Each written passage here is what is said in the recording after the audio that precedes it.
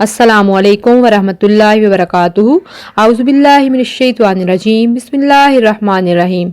हुज़ूर सल्लल्लाहु अलैहि वालैहि वसल्लम ने फरमाया, जब तुम में से कोई जूता पहने तो दाहिने पाँव से शुरू करे और जब निकाले तो बाएं से शुरू करे। होना यूं चाहिए कि दाहिना पाँव पहनने में पहला हो और निकालने में आखिरी, यानी जूता पहनते हुए पहले दायां पाँव पहने और फिर उतारते हुए पहले बायां पाँव उतारे। हदीस मौजूद है बुखारी के अंदर, मुस्लिम के अंदर और मिशकात शरीफ के अंदर। नाज़रीन, सुन्नत पर अमल कीजिए। जूता तो आपने वैसे भी पहनना है, लेकिन अगर सुन्नत के तरीके के मुताबिक पहनेंगे तो आपको सुन्नत पर अमल करने का सवाब भी मिलेगा। जूता अपना पहनना है और सवाब भी मिलना है आपको। हदीस को आगे शेयर ज़रूर कर दीजिए कि आपके शेयर करने से किसी ने सुन्नत पर अमल किया तो आपको भी सवाब मिलता रहेगा जब तक कोई अमल करता रहेगा। हदीस अच्छी लगे तो लाइक भी कर दीजिए और मेरे चैनल को अच्छा लगे तो सब्सक्राइब कर दीजिए।